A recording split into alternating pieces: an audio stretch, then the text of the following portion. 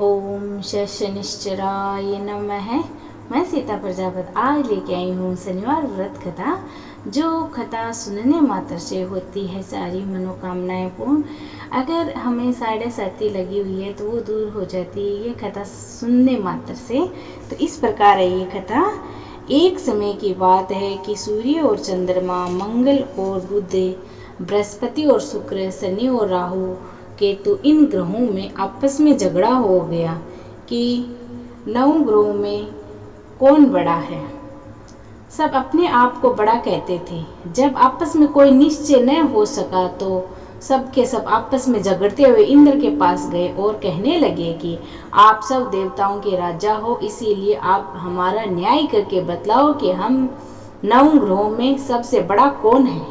राजा इंद्र इनका प्रश्न सुनकर घबरा गए और कहने लगे कि मुझ में तो ये सामर्थ्य नहीं है जो किसी को बड़ा या छोटा बतलाऊं। मैं अपने मुख से कुछ नहीं कह सकता हूँ। हाँ, एक उपाय हो सकता है। इस समय पृथ्वी पर राजा विक्रमादित्य दूसरों के दुखों का निवारण करने वाले हैं, इसीलिए तुम सब मिलकर उन्हीं के पास जाओ, वही तुम्हारे दुखों का निवारण करेंगे। ऐसा वचन सुनकर सभी ग्रह देवता चलकर भूलोक में राजा विक्रमादित्य की सभा में जाकर उपस्थित हुए और अपना प्रश्न राजा के सामने रखा। राजा उनकी बात सुनकर बड़ी चिंता में पड़ गए कि मैं अपने मुख से किसको बड़ा और किसको छोटा बतलाऊं। जिसको छोटा बतलाऊंगा वही क्रोध करेगा, परंतु उनका झगड़ा निपटाने के लिए मुझे एक उपाय सोचना पड़ेगा। तो उन्होंने एक उपाय सोचा कि सोना और चांदी, कांसा, पितल, सीसा, रांगा, जस्ता, अभ्रक और लोहा 9 धातुओं के 9 आसन बनवाए। सब आसनों को क्रम से, जैसे सोना सबसे पहले और लोहा सबसे पीछे। इसके पश्चात राजा ने सब ग्रहों से कहा कि अपने अपने सिंहासनों पर बैठिए। जिसका आसन सबसे आगे वह सबसे बड़े और जिसका आसन सबसे पीछे वह सबसे छोटा जाने, क्योंकि लोहा सबसे पीछे था और वह शनिदेव का आसन था।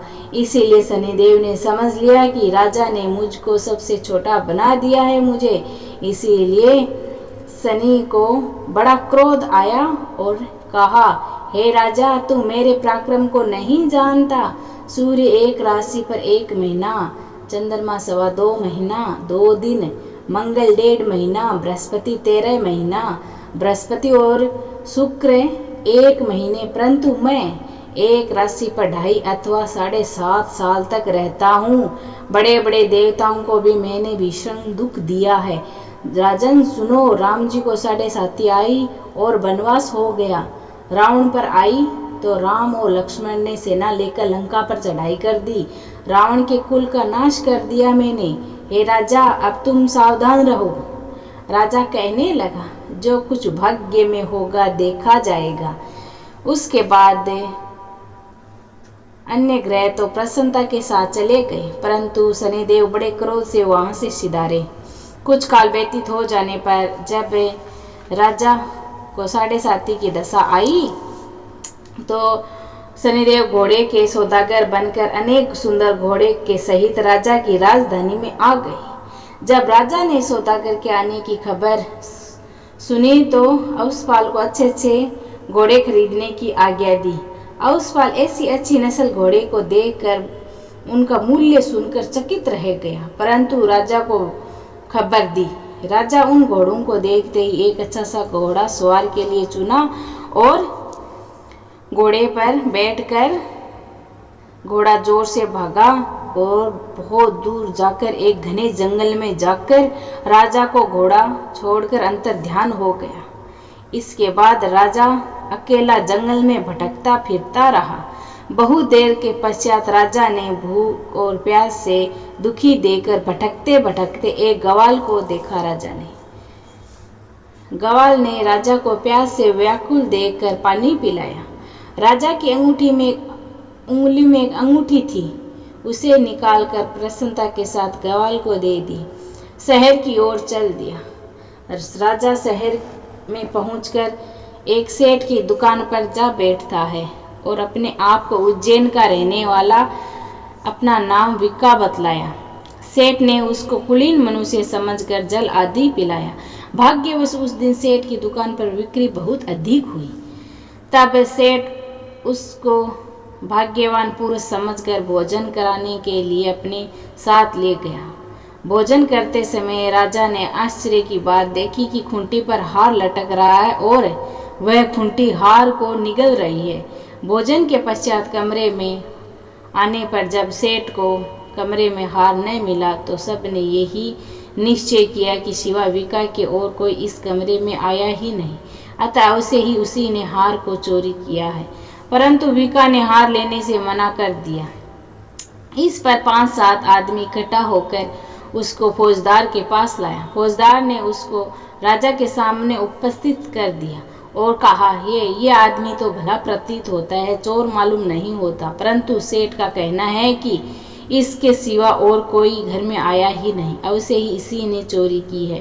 तब राजा ने आज्ञा दी कि इसके हाथ और पैर काट कर चोरंगिया किया जाए। राजा की आज्ञा का तुरंत पालन किया गया। विका के हाथ और पैर काट दिए गए।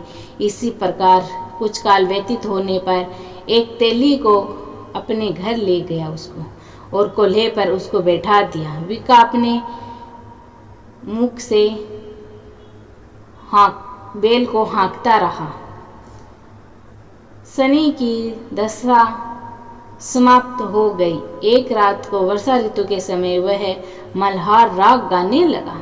उसका गाना सुनकर उस शहर की राजा की कन्या उस राग पर मोहित हो गई और दासी को खबर लेने के लिए भेजा कि शहर में कौन राग गा रहा है। दासी सहारे शहर में फिरती फिरती क्या देखती है कि तेली के घर में जो चोरंगिया है वह राग गा रहा है। दासी ने महल में आकर राजकुमारी को सब वृत्तांत सुना दिया। बस उसी क्षण राजकुमारी ने अपने मन में यह प्रण कर लिया, चाहे कुछ हो मैं इस चोरंगिया के साथ ही विवाह करूंगी। प्रातःकाल होते ही जब दासी ने राजकुमारी को जगाना चाहा तो वह राजकुमारी अनशन व्रत लेकर पड़ी रही। तब दासी ने रानी के पास जाकर राजकुमारी के न उठने का वृत्तांत कहा।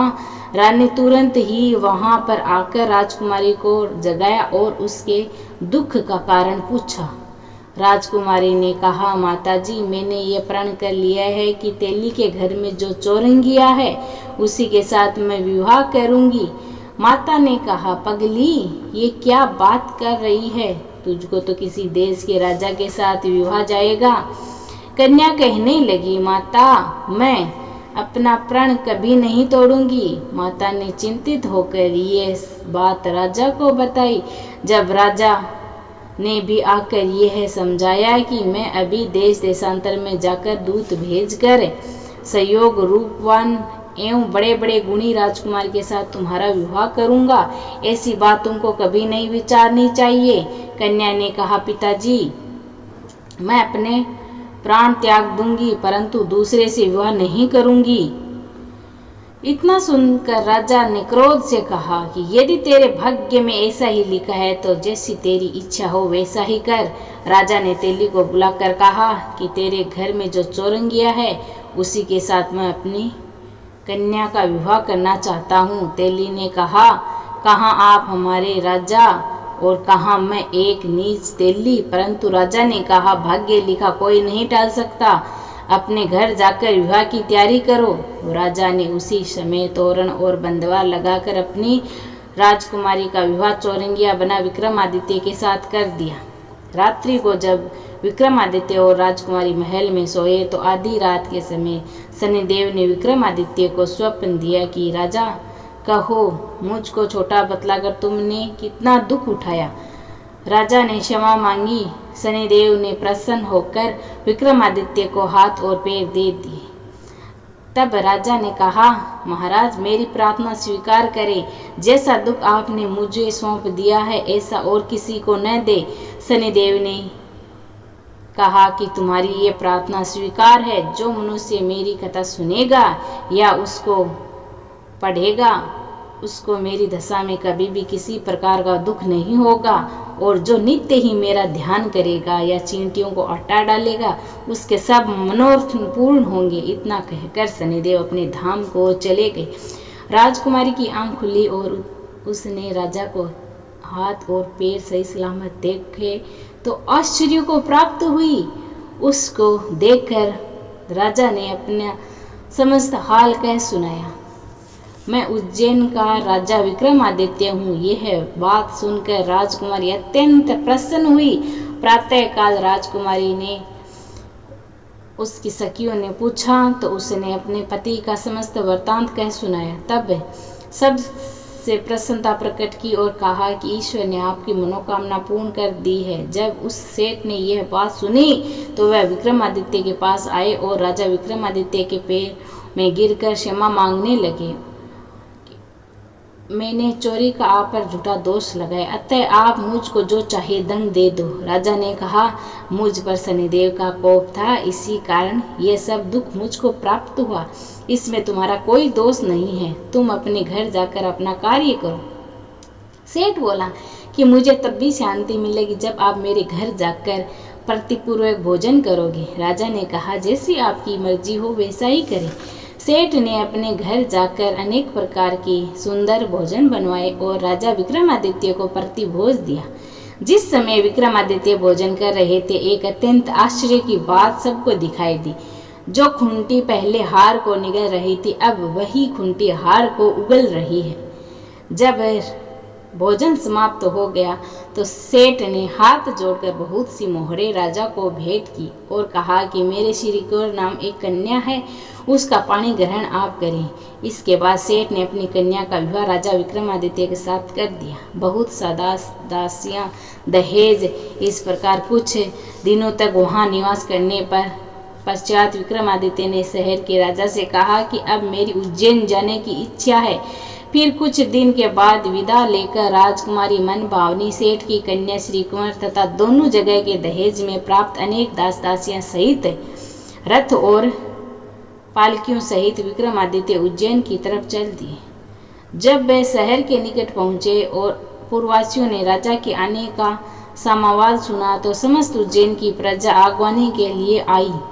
तब बड़ी प्रसन्नता से राजा ने अपने महल में पधारे। राजा सारे शहर में बड़ा भारी महोत्सव मनाया गया। रात्रि को तो दीपमाला की गई। दूसरे दिन राजा ने शहर में यह सूचना की कि शनिश्चर देवता सब ग्रहों में सर्वोपरि है, सबसे बड़े हैं। मैंने इनको छोटा बतलाकर इसी कारण से मुझको ये सब दुख प्राप्त हुआ। इसी कारण सारे शहर में सदा शनिश्चर की पूजा और कथा होने लगी। राजा और प्रजा अनेक प्रकार के सुख भोगती रही।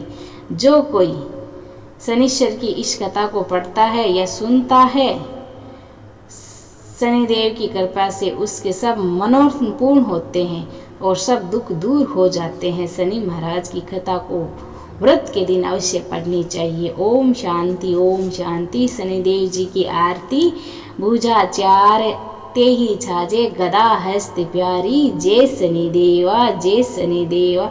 रविनंदन गजवंदन यम अग्र देवा। कृष्ण न सो नर पाते करते तब सेवा। जय शनिदेवा, जय शनिदेवा, जय शनिदेवा।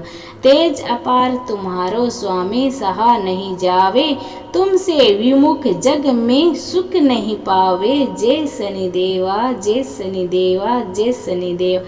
नमो नमः रविनंदन, सब ग्रह सिर ताजा। बंसीधर यश गावे, रखियो प्रभु लाजा। जय शनिदेवा, जय शनिदेवा, जय शनिदेवा, जय शनिदेवा, जय शनिदेवा, जय शनिदेवा, जय शनिदेव। बोलो शनि महाराज की जय। शनि महाराज के दिन कथा के बाद ये मंत्र जरूर पढ़ना चाहिए। आपसे हो सके उतनी बार तो जरूर ही पढ़ें और सुने। अगर 21,000 बार पढ़े ना तो इसका बहुत ही ज़्यादा लाभ प्राप्त होता है। ओम सन शनिश्चराय नमः। ओम सन शनिश्चराय नमः। ओम सन शनिश्चराय नमः। ओम सन शनिश्चराय नमः।